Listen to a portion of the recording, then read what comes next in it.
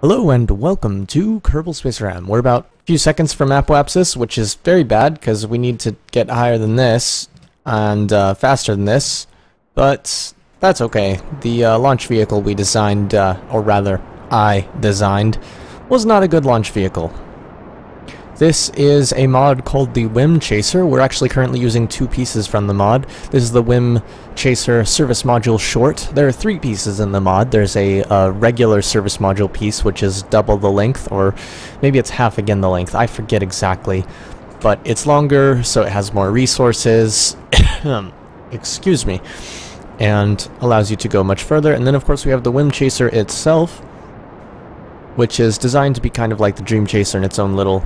It's its own little thing. It has the same engine as the service module, so we'll get rid of the service module in a moment and then start burning our main engine, although we are falling back into the atmosphere and we're probably not going to get into orbit. In fact, I'd wager we're definitely not going to get into orbit. But you know what? Let's go ahead and burn this at a high angle like this and see if we can reverse our trajectory from falling back into the atmosphere to going back out. Which it actually looks like we're going to be able to do. The thing is, we don't have very much fuel to do with right now, so we're actually not going to get anywhere, even though even though we have reversed ourselves from falling, we're not going to get anywhere. This mod is actually out of date. It's for KSP 0.25, but as far as I can see so far, let's test the RCS. Yes, as far as I can see, it works perfectly fine. Oh yes, there's an RCS thruster that's right in the middle of the main thruster, which is kind of funny. As far as I can see, the mod is compatible with KSP 0.90, thus far at least. And the mod also has no landing gear on this craft here. There's no landing excuse me. There's no landing gear on this craft, which is kind of funny, because, you know, you'd think it would come with landing gear, but maybe that couldn't be incorporated into a single part, or who knows. But let's get the oh damn, I accidentally...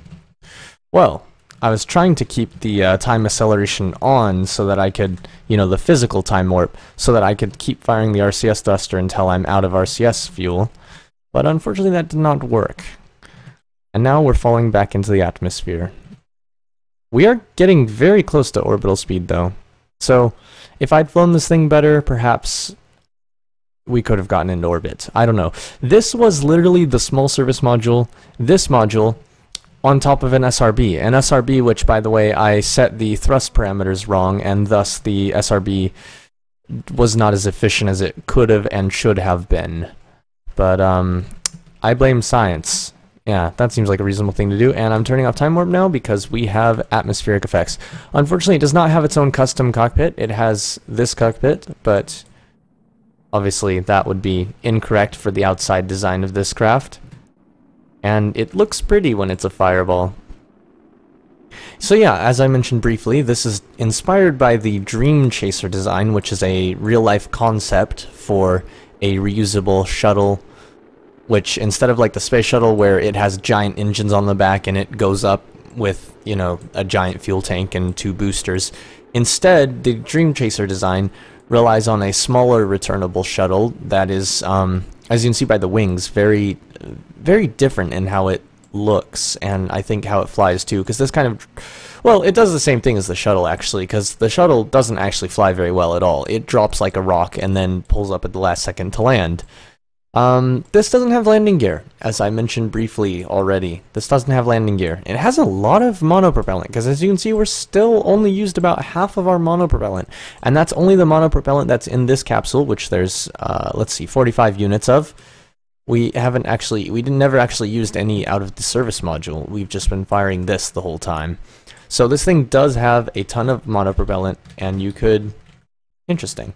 And you could use it all, and stuff would happen. It also has a thruster that I wish it had an effect for, but there's a thruster in the nose, which looks kind of shit, but shh, just pretend that's not there. So yeah, that's the Whim Chaser. I'm going to go ahead and try to land it now, which is going to go well, considering we're coming down in the water. It's going to go very, very well. In fact, so well that I'm going to time accelerate to make it happen quicker. Quicker than that. Quicker than that. It's actually gliding way better than it should be. Well, it's not, but it feels like it is because I want it to go down already. and it's slowing down quite a bit. And yes, it has no landing gear. This is the third time I said that, but I just want you to appreciate the fact that it has no landing gear, and that I'm going to attempt to land it in water, which is basically impossible, but I'm going to do it anyhow. I don't care if it's impossible, I'm going to do it anyhow. And thanks to the ridiculous physics of KSP, this is possible. Note how I am now flying at a super ridiculous angle of attack, something that in real life would cause this craft to stall out and die horribly. But thanks to the power of reaction wheels and KSP air physics, that's not a problem.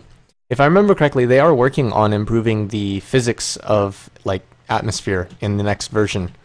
They've also been working on multiplayer for quite a while now, and I want to hope, it's kind of probably an unrealistic hope, but I want to hope that they actually have multiplayer coming out officially fairly soon because of some tweets recently about the subject of multiplayer.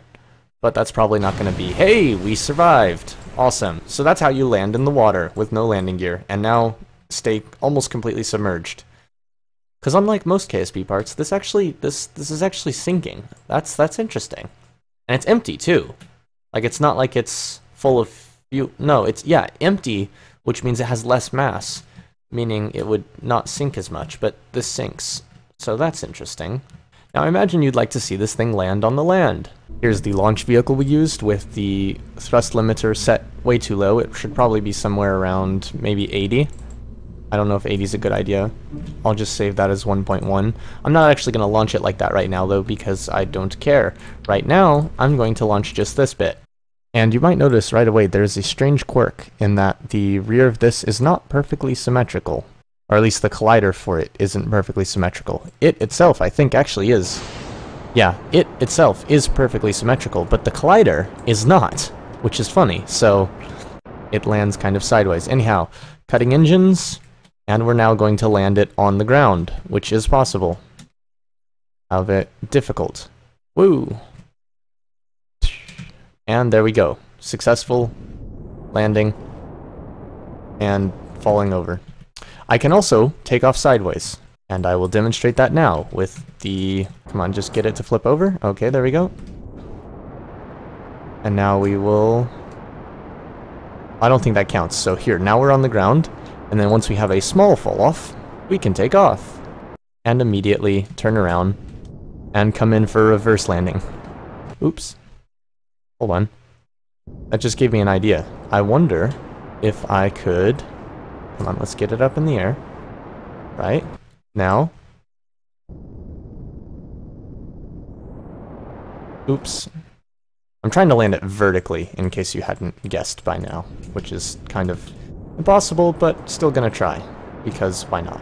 Oh, I can flip it. Nope, I can put it on its nose momentarily, and make a nice gas cloud. Thanks for watching. As always, see you on EVA. Or in space. I just wanted to demonstrate at the last second where the EVA spot was, in case you hadn't noticed. That is it. On the other side, there is this little thing here, which looks strange. I wonder if that's a light.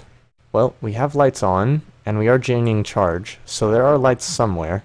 The question is where? Okay, it's nighttime now, turning the lights back on, and we can see absolutely nothing, except that the Space Center looks very nicely lit up because it has lights, and I actually haven't been playing KSP at night in a long time, so this is very odd for me, and awesome. Thanks for watching. As always, see you in space, or in other dark places. Mouse capture. Let's get rid of the mouse capture. This one should work better. Test, test.